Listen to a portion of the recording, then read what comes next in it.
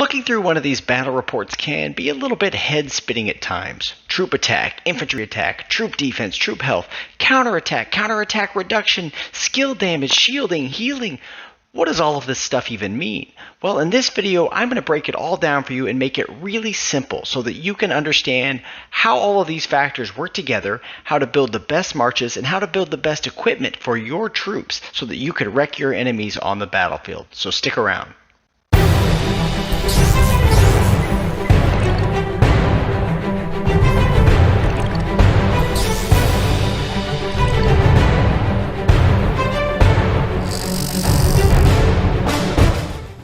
What's up, everybody? Psych out here with another Rise of Kingdoms video. Look, there's a lot of complicated looking things that go on in Rise of Kingdoms when it comes to battle and combat stats and all of the factors that play a role in whether or not you win a battle or lose a battle or get wrecked by your enemies. And on top of that, there's all kinds of random factors that play a role as well. I'm going to try to explain things the best I can in a really simple way, and this comes through lots and lots of analysis of battle reports. This comes from reading information that I found from other players on the internet and collaborating, collecting all of this data together to give you a real sense of what it means, what each of these stats mean, and how they ultimately affect your marches. And to begin with, I'm going to start with a really simple formula because, like I said at the intro, there's all of these factors that can be very confusing. And to start things out, I'm going to give you the most simple formula, and if the only thing you learn from this video is this simple formula, it will already make you a better player in Rise of Kingdoms. So this is it, guys. This is the basic battle formula. This is basically how damage is done when you see damage happening, whether it's skill damage or even normal attack damage, which is kind of what that white damage is. I'll explain that in a second. This is how the formula works. So the basic formula for damage factor, or what we call damage factor 100, is as follows. The number of troops in your march times the attack of that march divided by the enemy's defense times the enemy's health. And that's it. For all the complexity that goes on in Rise of Kingdoms, it's really just those four variables. Those are the four things that impact the kind of damage you see. So we're looking at a battle report here. We're looking at turn one. Oh, sorry about that. Pull that back up. When we're looking at turn one here, we can see a few things. We can see how many troops I have. I have 248,562 units. My opponent has 174,092 units.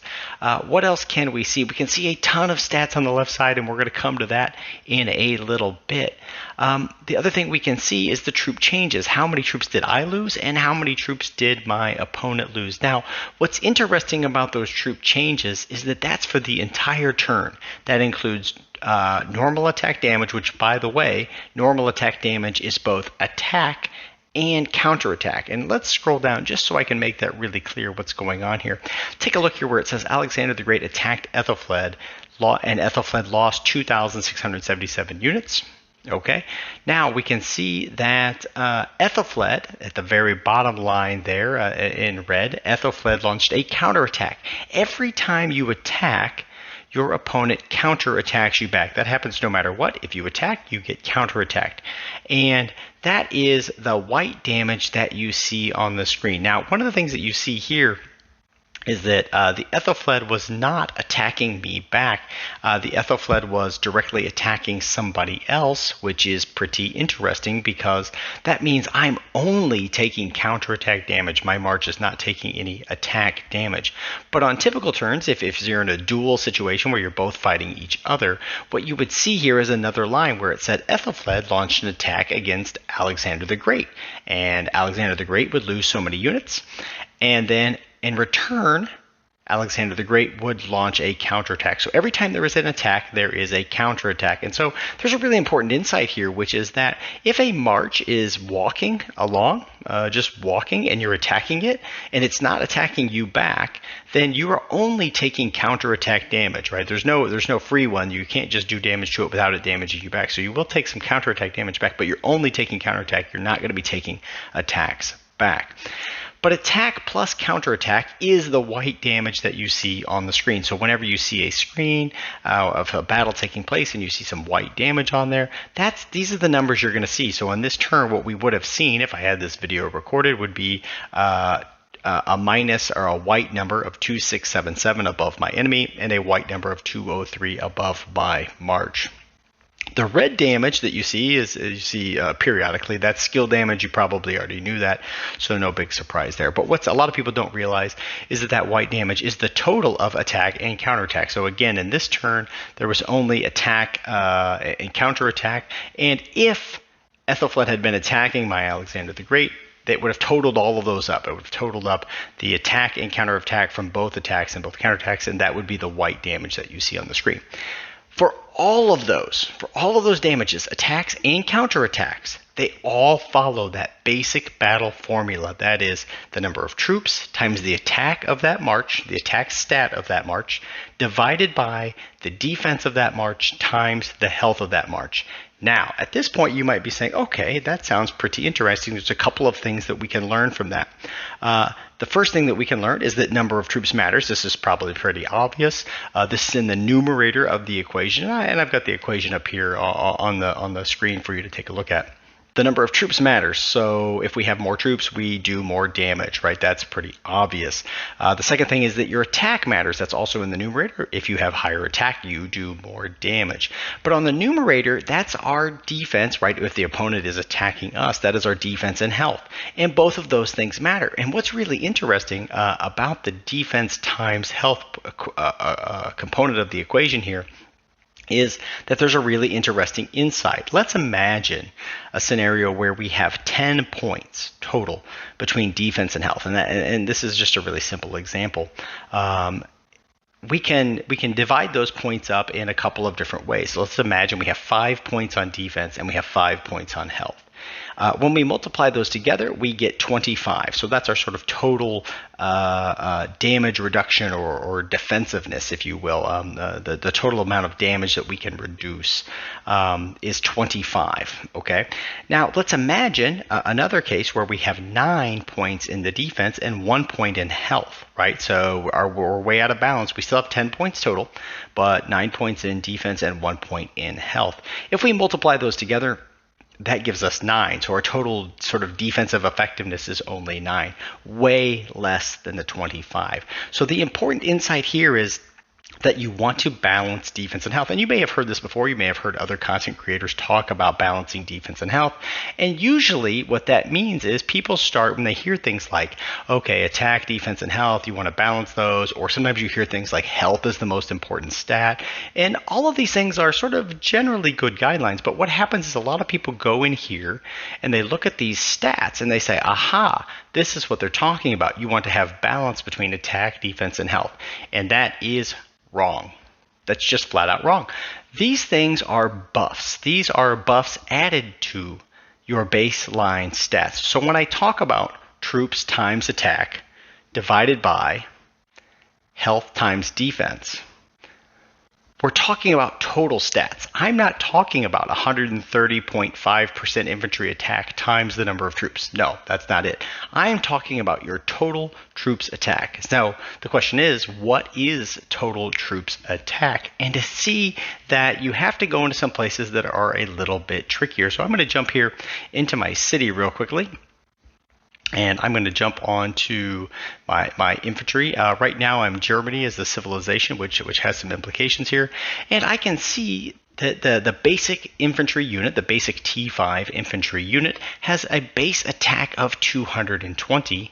And through a whole series of buffs, I'm actually doubling that. I'm getting another 220 points. Now, the key number to keep in mind, though, is that 220 base attack. I also have 212 base defense. I have 216 base health. Now notice that the attack is up by 220, the defense gets an increase of 212, and the health gets an increase of 125.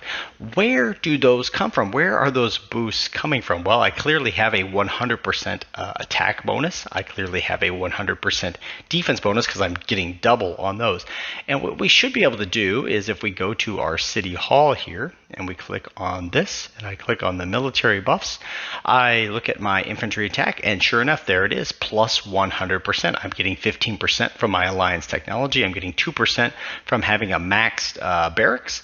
I'm getting 70% from my own personal technology, 8% from Holy Site, which is the Shrine of War, and maybe the Fire. What is it? One of the Fire ones, Sanctum of Fire, something like that. And then I get another 5% for my VIP level.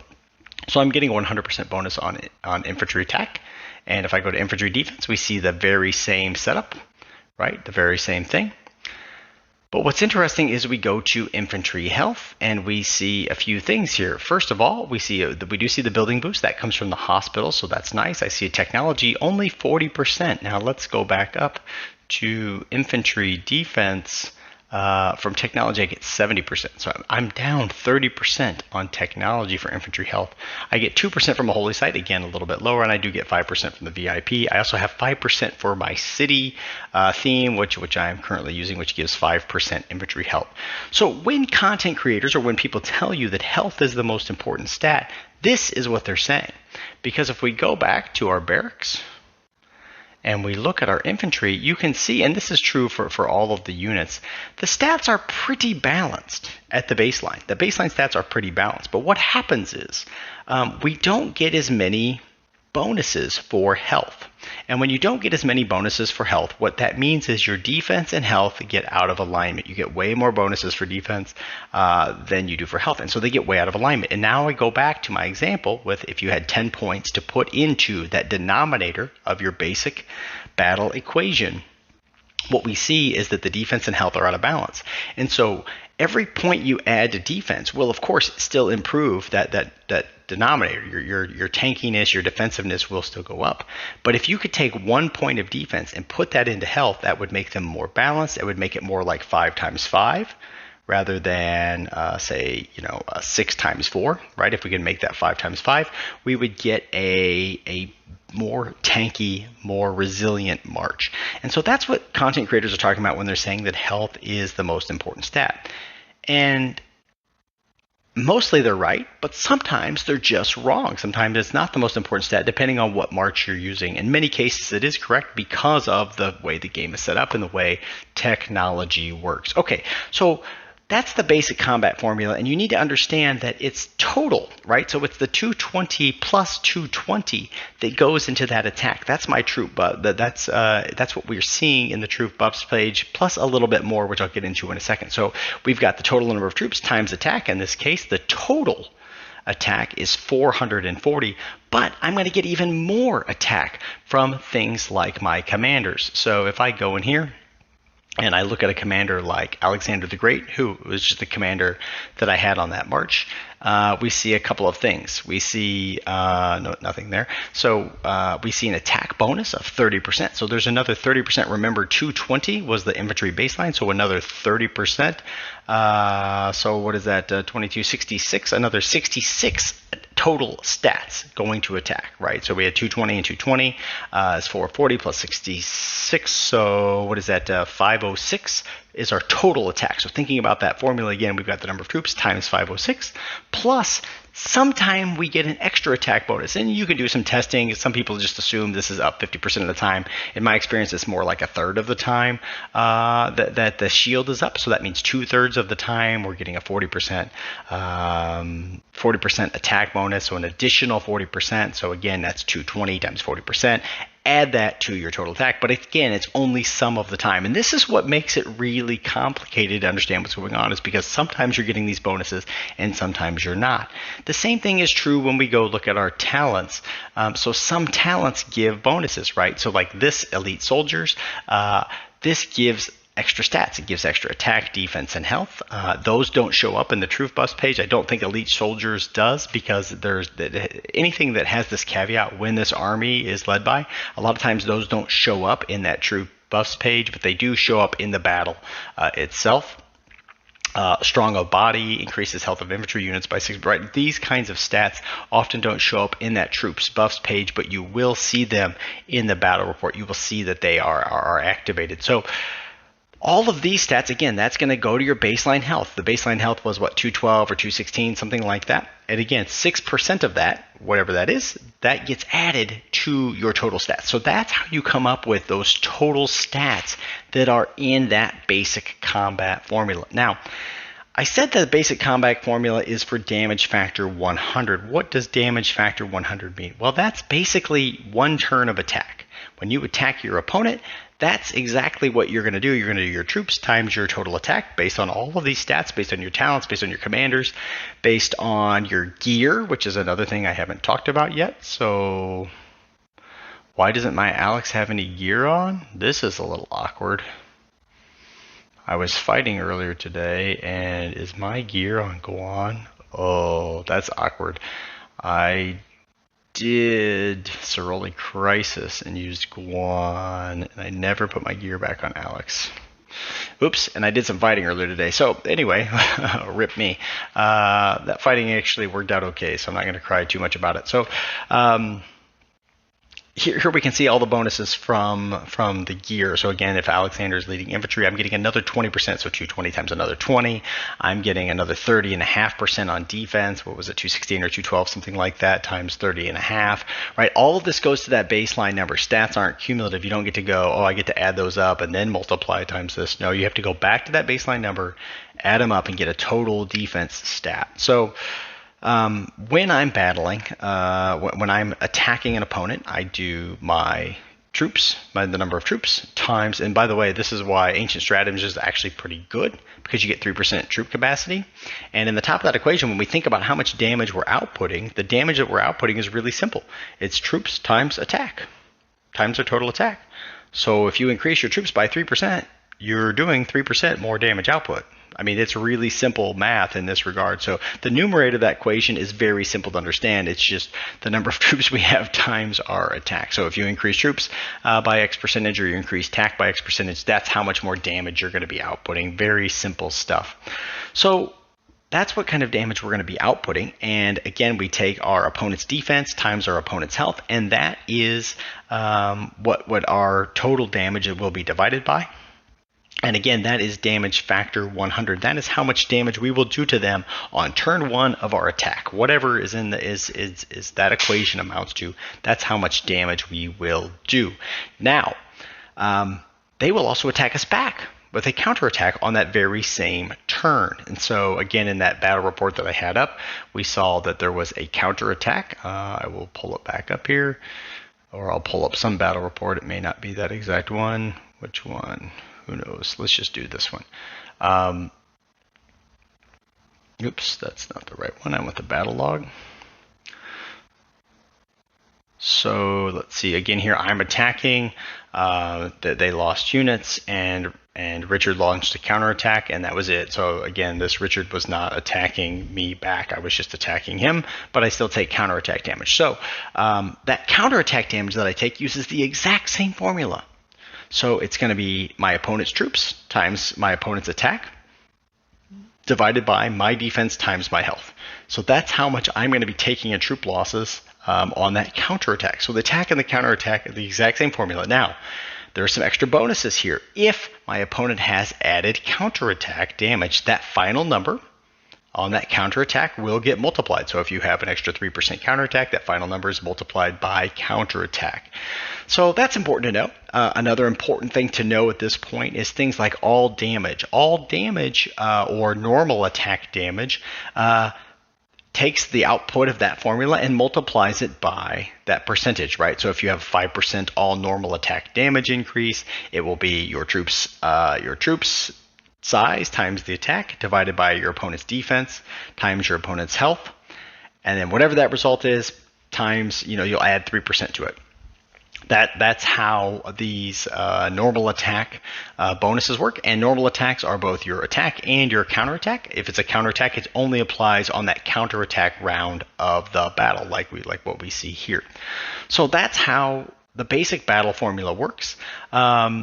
And sometimes we might call that damage factor 200, right? When we include attack and counterattack. When that whole turn is together, that white damage, we might call that damage factor 200 because what's happening is I'm attacking and they're counterattacking. And then in most turns, again, we don't see it here.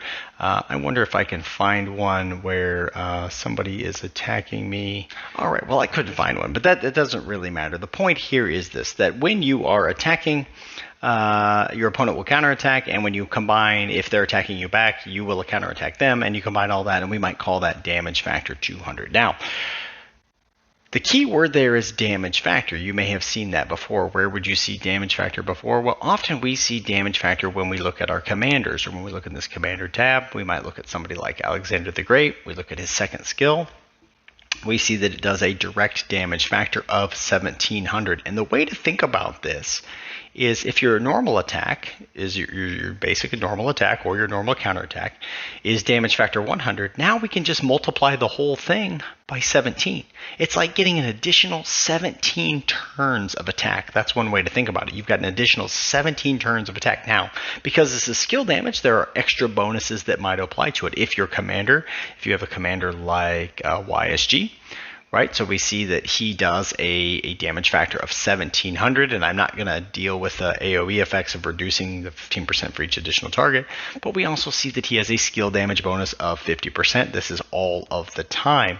So we got that damage factor of 1700 that he is doing to a target, and whatever right, so again, this is the size of the march times the attack divided by your opponent's defense times your opponent's health. And whatever that is, that's your damage factor 100. Multiply that by 17. That is your damage factor. That's the damage factor for your skill damage. And now we should, in theory, increase that by 50%. Adding 50% to that, that's what that skill damage bonus means. By the way, that same thing works for skill damage reduction. So if we look at a commander like Saladin, he has a 30% skill damage reduction. So what happens is when he gets hit with that skill damage, that total number is reduced by 30%. It's the same thing with his counterattack damage reduction taken as well. When a Saladin attacks you and you counterattack him back, that total number is reduced by 20% at the end of the equation. This also has implications for things like all damage. All damage is just another additional increase, much like counterattack. It's done at the very end of the formula. When you get to the end of the formula or you into the skill damage formula, you add that all damage bonus, right? So if it's a 5% all damage, you get 5% on the skill, you get 5% on a normal attack, 5% on a counterattack. All of that goes in.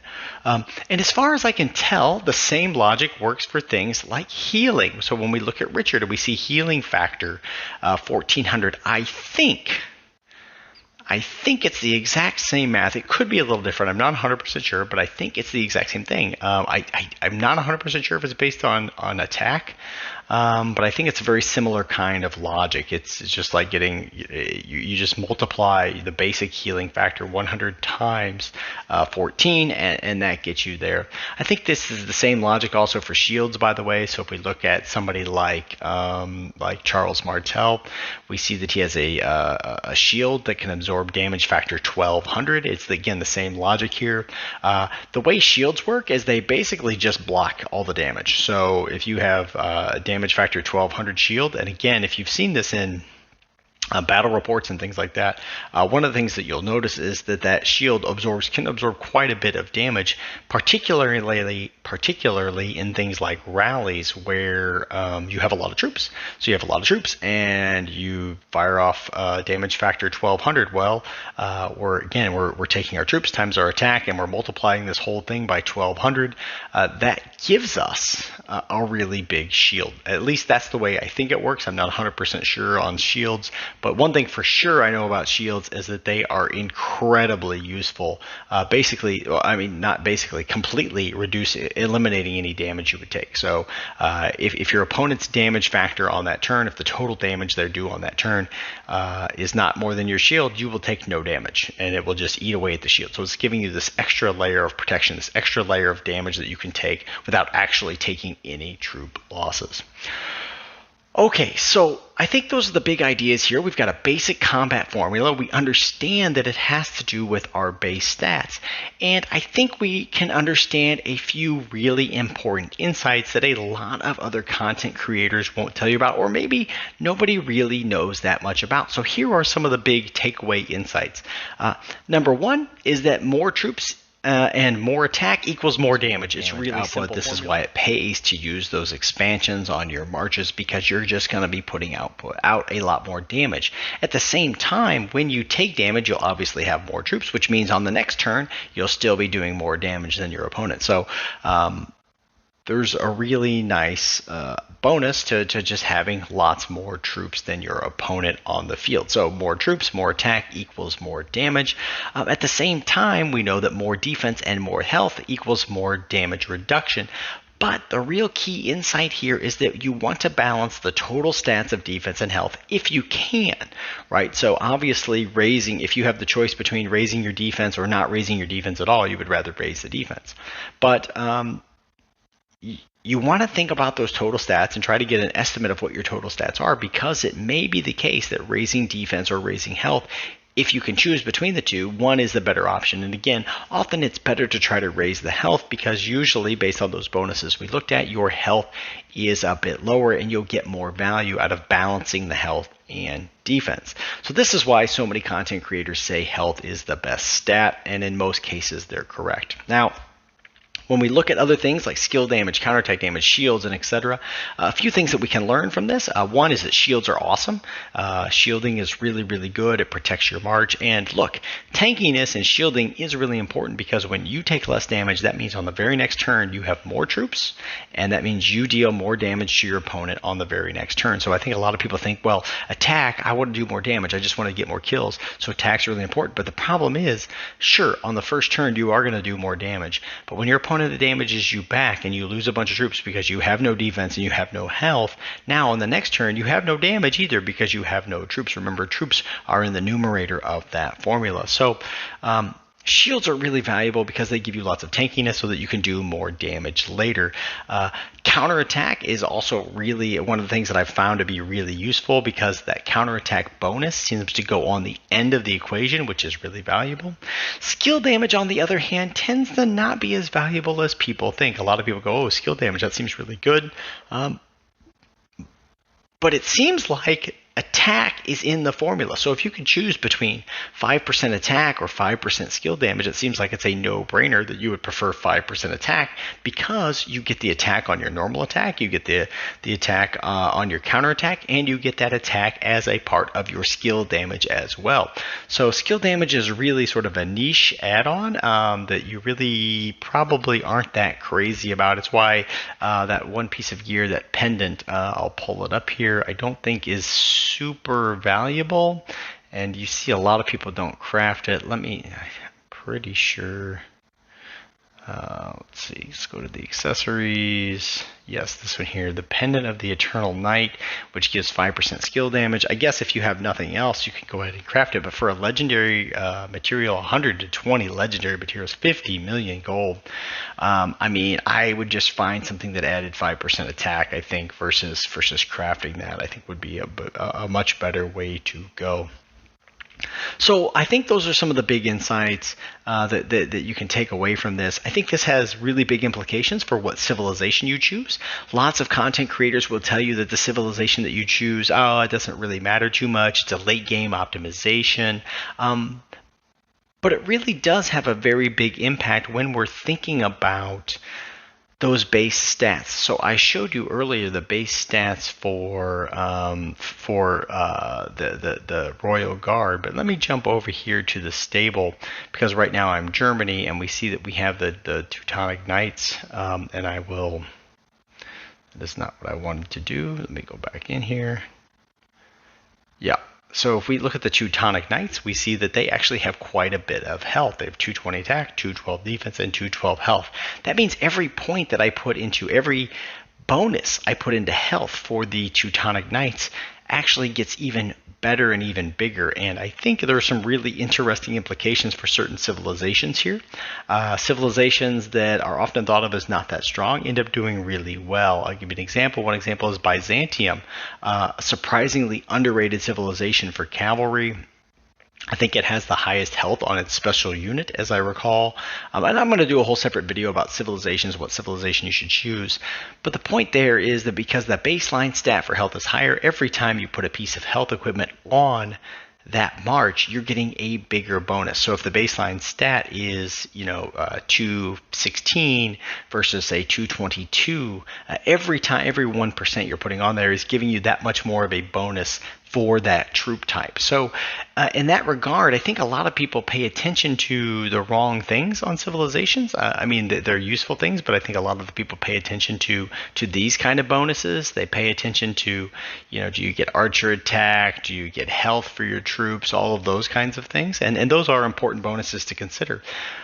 But that special unit, which has different baseline stats, has big implications when we're talking about which commanders we're using, when we're talking about our technology bonuses, when we're talking about heroic anthem versus KVK2 or KVK3 technology bonuses, and when we're talking about what kind of gear to put on our commanders. So again, I'll have a video about which civilizations you should pick for different troop types coming pretty shortly. I've also got equipment videos outlined and ready to go, but I wanted to get this video out there first because I think it's really important that you understand the really basic formula so that when I give equipment recommendations, when I give civilization recommendations, you can go back to this video and know why that's the recommendation I'm making and why that's actually going to make your troops stronger and more powerful in very unexpected ways. If you like this video, give it a like. Don't forget to subscribe to the channel. Hit that bell button so you get notified every time I release a new video. Thanks so much for coming by, guys, and we'll see you in the next one.